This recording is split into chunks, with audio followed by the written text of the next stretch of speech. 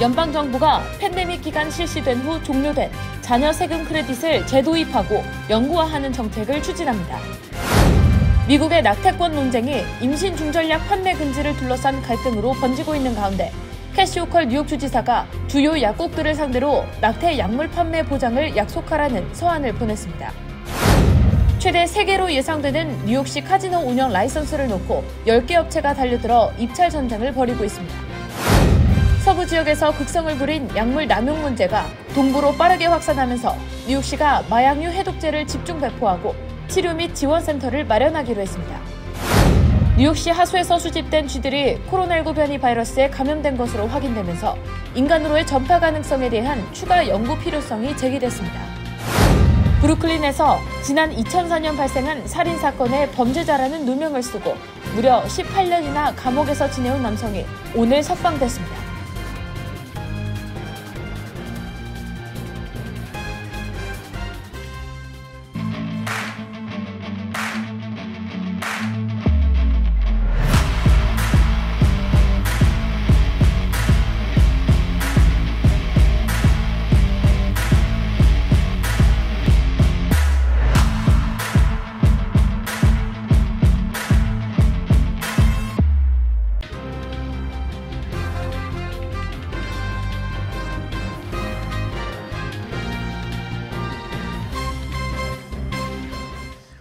여러분 안녕하십니까?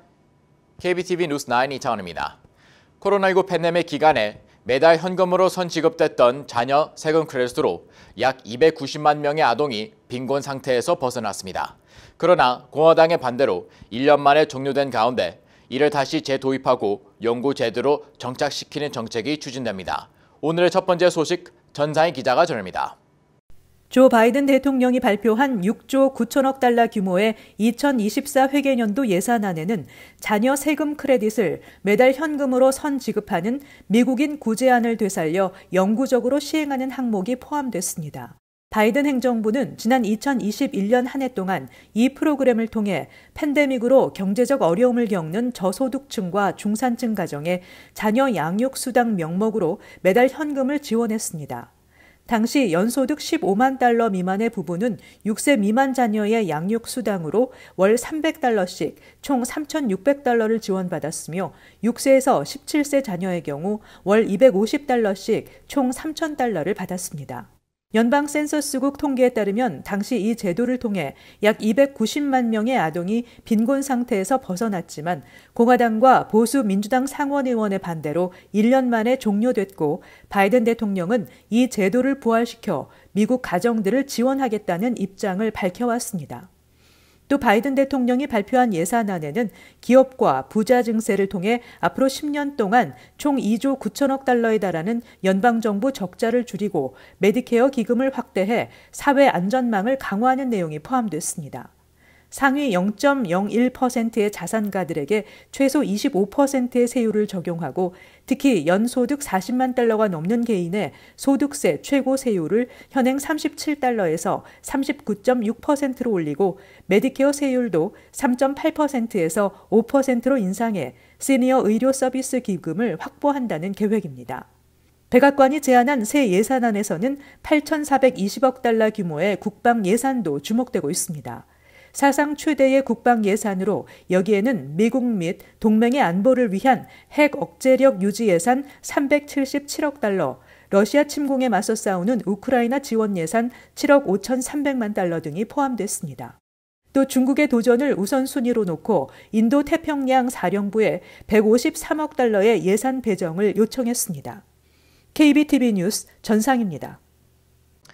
연방대법원의 낙태권 폐기 판결 이후 임신 중절약 판매 문제가 논란이 되면서 대형 약국 체인 월그린스가 공화당 소속 주에서 이 약을 판매하지 않겠다는 방침을 밝힌 가운데 캐티 호구 뉴욕 주지사가 주요 약국들을 상대로 낙태 약물 판매 보장을 약속하라는 서한을 보냈습니다. 자세한 내용 강정민 기자가 전합니다. 캐시 호컬 뉴욕 주지사와 레티샤 제임스 뉴욕주 검찰총장은 월그린스와 CVS, 라이트에이드 등 뉴욕주 주요 약국 3곳의 대표에게 낙태 약물 미페프리스톤 판매 계획에 대한 명확한 답변을 요청하는 서한을 보냈습니다. 서한에는 뉴욕주 전역의 오프라인 약국 매장과 우편 주문을 통해 낙태 약물 구입이 지속될 것이라는 확답을 달라는 내용이 기재돼 있습니다. 이는 미 최대 약국 체인 중 하나인 월그린스가 최근 공화당이 집권한 전미 20개 주에 낙태 약물 미페프리스톤을 판매하지 않을 것이라고 발표한 데에 따라 뉴욕주 내에서의 낙태 약물 보장에 대한 약속을 받기 위한 조치입니다. 서한에서 주지사와 검찰총장은 뉴욕주에서 처방전이 있는 환자에게 미페프리스톤 판매를 약속하지 않는다면 그에 대한 합당한 법적 근거를 제시해달라고 요청하면서 현재 상황에 대한 대책과 약속이 절실히 필요하므로 10일 내에 회신을 당부한다는 내용이 포함됐습니다. 미페프리스톤은 올해 1월 FDA 판매 규제 완화 전까지 엄격하게 관리되어 오던 낙태약물로 그동안 일부 지정 약국에서만 한정적으로 판매가 가능했습니다. 그러나 식품의약국은 지난해 6월 연방대법원이 여성의 낙태권을 보장했던 로 대 웨이드 판결을 무효화한 후 후속 조치로 지난 1월 4일 낙태약물 약국 판매를 승인했습니다. 그러자 낙태에 반대하는 공화당 집권주 텍사스, 플로리다, 유타 등 20개 주의 검찰총장들은 월그린스와 CBS에 낙태약을 계속 판매하면 법적 조치를 취할 것이라는 공동서한을 보내 약국들을 압박했습니다. 이에 월그린스는 지난 3일 공동서한을 보낸 검찰총장들이 속한 20개 주에는 낙태 약물 판매를 중단하겠다고 선언했습니다. 한편 식품의약국 FDA 역시 낙태 반대 측과 찬성 측 모두에게 소송을 당한 상태로 지난해 말 낙태를 반대하는 보수 성향의 의사들은 텍사스 연방법원에 FDA가 20년 전 낙태약 미페프리스톤 판매를 승인한 것 자체가 잘못이라며 승인 취소 소송을 제기했습니다. 또 다른 소송은 낙태를 찬성하는 민주당 소속 검찰총장들로부터 제기됐으며 이들은 지난달 워싱턴 연방법원에 FDA는 낙태약과 관련한 현재의 모든 규제를 풀어야 한다는 소장을 접수했습니다. KBTV 뉴스 강정민입니다. 현재까지 뉴욕주 카지노 운영권에 관심을 보인 곳은 총 10곳으로 집계됐습니다. 최대 3개로 예상되는 라이선스를 놓고 이들의 입찰 전쟁은 한층 고조됐습니다. 김은지 기자가 보도합니다. 현재 뉴욕시에서 입찰될 카지노 운영권 라이선스는 최대 3개로 예상되는데 여기에 10개 업체가 눈독을 들이며 물밑 작업을 벌이는 것으로 나타났습니다. 10개 업체 중 4곳은 맨하탄, 2곳은 퀸즈의 카지노 설립을 제안했고 브루클린, 브롱스, 웨스트체스터, 롱아일랜드 등에서도 각각 1개씩 카지노 설립안이 나왔습니다. 한인들에게 가장 큰 영향을 미칠 만한 곳은 역시 퀸즈에 소재한 시티필드 주차장 부지 카지노 설립안입니다. 이를 제안한 사람은 스티브 코헨, 매츠 구단주로 50에이커 규모 부지가 다른 용도로 쓰이지 않고 있어 개발이 용이하다는 장점에 주목했습니다. 이외에 퀸즈에선 오존파크 에퀴덕트 경마장 옆 리조트 월드 카지노 확대 방안이 나왔습니다. 카지노가 이미 설립돼 있어 확장 공사만 하면 되고 공항과의 근접성을 갖춰 후보로 올랐습니다. 맨하탄 카지노 설립을 제안한 4개 업체는 모두 대형 프로젝트를 제안했습니다. SL 그린, 시저스 엔터테인먼트, 래퍼 제이지가 제시한 공동 입찰안은 타임스퀘어 한복판에 있는 빌딩을 카지노로 만들자는 구상입니다. 윈 리조트는 허드슨 야드의 빌딩형 카지노를, 허드슨 베이 컴퍼니는 삭스피트 애비뉴 백화점 3층에 몬테카를로 스타일 카지노를, 솔로 BF 그룹은 UN 인근 맨하튼 동쪽에 카지노와 대관람차 등을 만들자는 제안을 내놨습니다. 이외에도 부동산 회사 토르 에퀴티스는 사라토가 등과 손잡고 브루클린 코니아일랜드 보드워크 개발안을 냈고 브롱스 화이트스톤 브리지 인근 트럼프 골프링스 개발안, 용커스 레이스웨이 카지노 확장안, 롱아일랜드 나소 콜루세움 아레나 개발안 등도 나왔습니다. 아무래도 입찰에서 가장 중요한 것은 지역 커뮤니티의 여론입니다. 뉴욕 주정부 평가를 받으려면 개발자는 카지노를 설립하고자 하는 지역 커뮤니티 자문위원회로부터 조닝과 환경 승인 등을 필수적으로 받아 제출해야 하기 때문입니다. 카지노 운영권을 두고 10개 업체의 입찰 전쟁이 고조되자 일부 해당 지역 커뮤니티 주민들은 이혼이나 도박 중독, 자살, 교육 환경 저하 등 사회적 병폐가 만연할 것을 우려해 이미 반대하는 움직임을 보이고 있습니다. 주정부는 이르면 올해 후반 카지노 라이선스를 결정할 예정입니다. KBTV 뉴스 김은지입니다. 미국에서 약물 남용 문제가 심각하게 급증하고 있는 가운데 뉴욕시가 2025년까지 약물 남용 사례를 15% 줄이겠다는 목표를 세웠습니다. 특정 지역에 마약류 해독제를 집중적으로 배포하고 치료 지원 센터를 마련합니다. 보도에 전장 기자입니다. 뉴욕시가 코로나19 팬데믹 이후 약물 남용 문제가 심각한 수준에 이르렀다는 판단을 내리고 지원책 마련에 착수했다고 크레인스 뉴욕이 보도했습니다. 시정부는 우선적으로 약물 중독에 빠진 이들의 사망 위험을 낮추기 위해 연간 15만 개 이상의 날록손, 마약류 해독제를 배포하기로 했습니다. 특히 약물 문제가 심각한 지역으로 꼽힌 사우스 브롱스, 이스트 및 센트럴 할렘 지역에 집중적으로 날록손을 배포할 예정입니다. 또 일반인들의 날록손 접근성을 높이기 위해 최소 4대의 공중보건 자판기를 설치하기로 했습니다. 바와 클럽 등 유흥시설 직원들에게도 과다 복용으로 심각한 상태에 처한 손님 대응법을 교육하고 날록손을 지급한다는 방침입니다. 또 저소득, 무직 상태로 인해 주거, 음식, 위생 문제가 해결되지 않을 경우 약물 중독에 빠질 가능성이 더 커지기 때문에 이들이 약물에 손을 대지 않도록 기본적인 지원책도 마련할 방침입니다. 특히 노숙자들 사이에서 약물 중독 문제가 심각한 것으로 파악되고 있습니다. 시정부는 수감됐다가 출소한 이들이 약물 중독에 빠지지 않도록 일자리, 거주 등을 지원하는 방안도 마련할 계획입니다. 에릭 아담스 시장은 이 같은 약물 남용 문제 해결에 연방정부와 뉴욕 주정부 지원이 필요하다고 강조했습니다. KBTV 뉴스 전상입니다. 뉴욕시 하수에서 수집된 쥐 13마리에서 코로나19 변이 바이러스가 확인됐습니다. 이에 따라 새 변종에 의한 인간으로의 전파 가능성을 연구할 필요가 있다는 주장이 제기되고 있습니다. 김은지 기자의 보도입니다.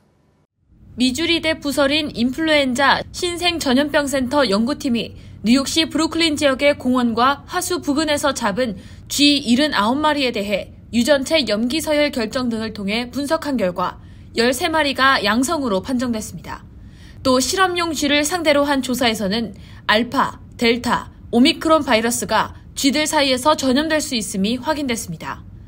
이번 연구에서 코로나19 변이 바이러스의 양성을 보인 쥐들의 중증도는 심각하진 않았습니다. 체중이 빠지지도 않았고 사망하지도 않았습니다. 다만 그들의 코와 입, 목, 그리고 폐에서 강력하게 활동하는 변이 바이러스가 확인됐습니다. 또 이들도 사람들처럼 반복적으로 감염될 수 있었습니다. 센터 국장인 헨리 완 박사는 이번 연구 결과는 코로나19 바이러스가 동물 사이에 퍼져 인간의 위험을 가할 수 있는 새로운 변종으로 진화할 가능성에 대한 추가 조사 필요성을 보여준다고 말했습니다. 뉴욕에 서식하는 쥐는 약 800만 마리로 추산되는데 개체 수만 봐도 인간과의 상호작용 가능성은 상당하다는 지적입니다.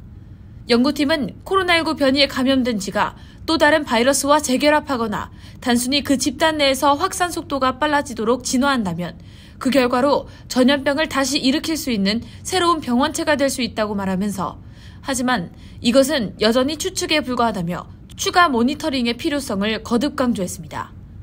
다만 연방질병통제예방센터 CDC는 그동안 동물과 인간 사이의 코로나19 전염은 드물고 대부분 전염 사례는 인간이 동물에 전파한 것이라고 설명해왔습니다. 이번 연구 결과는 미국 미생물학회가 발행하는 과학저널 엠바이오에 게재됐습니다. KBTV 뉴스 김은지입니다. 뉴욕시 브루클린에서 지난 2004년 발생한 살인사건의 범죄자라는 누명을 쓰고 무려 18년이나 감옥에서 지내온 남성이 오늘 석방됐습니다. 17세 나이에 감옥에 끌려간 이 남성은 30대 중반이 돼서야 누명을 벗고 풀려났습니다. 강정민 기자가 보도합니다. 총격 사건의 용의자로 지목돼 억울하게 유죄 판결을 받고 감옥살이를 한 35세 셸던 토마스가 18년 만에 자유의 몸이 됐습니다. 지난 2004년 12월 24일 토마스를 포함한 3명의 갱단 조직원들은 브루클린의 한 거리에서 14세 소년을 살해하고 다른 행인을 다치게 한 혐의로 기소됐습니다.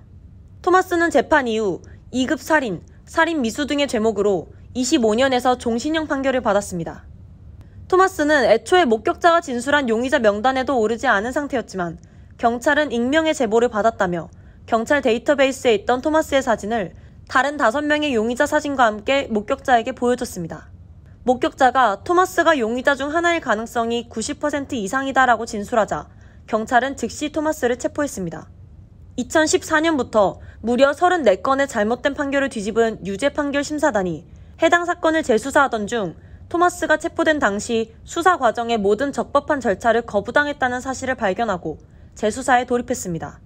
그 과정에서 토마스의 판결에 제출된 증거에 결함이 있었던 것으로 밝혀졌는데 바로 당시 제시됐던 용의자의 사진이 같은 거주구역에 있던 동명이인이었다는 것입니다. 또 억울하게 체포된 토마스의 살인을 저지른 적이 없다라는 항변과 사건 당일 퀸즈에 있었다는 알리바이 진술이 무시됐음을 확인했습니다. 당시 경찰은 전과가 있어 데이터베이스에 남아있던 토마스를 정당하게 용의선상에 올렸다고 생각했지만 실상 완전히 엉뚱한 사람을 붙잡았던 것입니다. 브루클린 대법원 판사는 토마스에게 오늘 석방을 명령했습니다. 억울하게 18년을 감옥에서 보낸 토마스는 17세의 나이에 입소했지만 30대 중반이 돼서야 풀려났습니다. 그럼에도 토마스는 끝까지 자신을 믿어준 가족과 친구들에게 감사의 말을 전하며 자신에게 종신형을 내렸던 사법당국을 원망하지 않는다고 말했습니다. 자신도 용서를 받으며 살아왔듯이 그들에게도 자비로운 마음을 가질 것이라고 전했습니다. 한편 토마스에게 누명을 씌운 당시 담당 경찰들은 죗값을 치르지는 않을 전망입니다. 위증에 대한 공소시효가 이미 끝났기 때문입니다. 미국 무죄 판결 등록소의 2020년 연례 보고서에 따르면 부정한 유죄 판결에 연루된 경찰과 검찰이 징계를 받는 경우는 극히 드뭅니다. KBTV 뉴스 강정민입니다. 올해 서머타임이 12일 오전 2시부터 시작됩니다. 이에 따라 12일 오전 2시는 오전 3시로 조정됩니다. 한국과 시차는 동부 표준시가 14시간에서 13시간으로 서부 표준시는 17시간에서 16시간으로 각각 줄어듭니다. 일광 절약 시간제는 낮이 길어지는 여름철을 대비해 표준시를 1시간 앞당기는 제도로 낮 시간대를 활용해 에너지를 절약하고 경제 활동을 촉진하기 위한 것으로 애리조나주와 하와이주를 제외한 전 지역에서 실시하고 있습니다. 올해 서머타임은 오는 11월 5일 해제됩니다. 연방준비제도가 금리 인상이 지속될 것이라고 시사하면서 모기지 금리가 5주 연속 상승했습니다. 프레디맥의 일주일간 미국의 30년 고정 모기지 평균 금리는 6.73%로 전주에 6.65%에서 상승했습니다. 1년 전에는 3.85%였습니다. 몰게지 금리는 지난해 11월 7.8%로 2022년 최고치를 기록한 후 하락세를 보였지만 지난 한 달 동안 0.5%포인트 상승했습니다. 최근 발표되는 고용 관련 데이터와 물가 지표는 인플레이션이 여전히 높은 수준을 유지하고 있음을 보여주고 있습니다.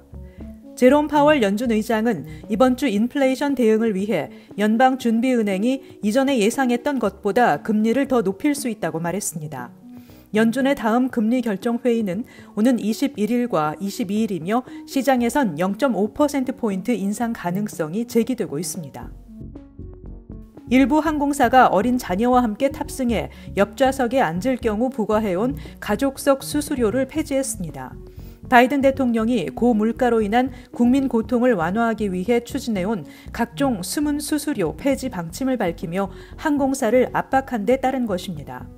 교통부는 주요 10개 항공사 중 아메리칸 항공, 알래스카 항공, 프론티어 항공이 이 같은 결정을 했다는 사실을 홈페이지에 공개했습니다. 교통부는 항공사가 가족석 수수료 폐지는 물론 이를 어길 경우 정부가 강제 조처를 할 수 있게 규정화할 것을 요구하고 있습니다. 교통부가 가족석 수수료를 완전히 없애는 규정 제정 착수에 들어갔지만 법적 요인 등으로 수년이 걸릴 수 있다고 로이터 통신은 전했습니다. 화려한 직원 복지 경쟁에 나섰던 실리콘밸리와 월가의 대기업들이 최근 경기 침체 우려 속에 구조 조정과 비용 절감에 나서면서 사내 복지 혜택을 대거 삭감하고 있다고 월스트리트저널 등이 보도했습니다. 현재 468개의 기술 관련 회사에서 12만 6천 명 이상의 감원 계획이 진행 중인 가운데 지난해 직원의 13%를 해고한 페이스북의 모회사 메타는 사내 무료 세탁 서비스와 차량 공유 서비스, 리프트 보조금 지원을 종료했습니다. 사내 고급 게임룸도 없앴습니다. 인류 요리사들로 매일 구내 뷔페를 차렸던 구글은 지난해 말부터 메뉴를 크게 간소화하고 사내 마사지사도 전부 해고했습니다. 트위터는 건강 관련 혜택을 모두 종료했습니다. 자녀 보육비, 출장 식비 지급도 없어졌습니다. 다른 IT 기업들도 사내 바리스타부터 요가, 하이킹 훈련, 생일 유급 휴가와 가족 야유회 지원, 재택근무자 음식 배달, 와인, 도서 등 구독 서비스 지원 등을 없애고 있습니다. 잠시 후 커뮤니티 브리핑을 전해드립니다.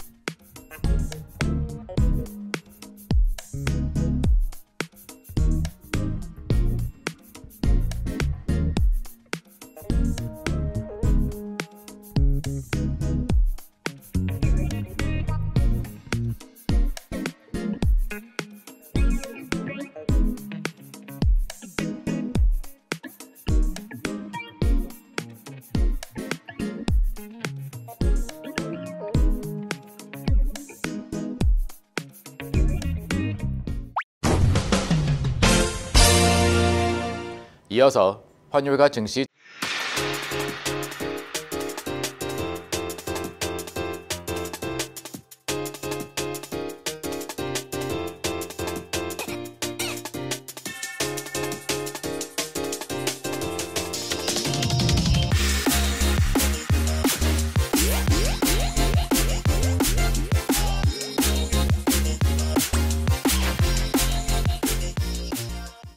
잠시 후 뉴욕과 뉴저지 날씨 전해드립니다.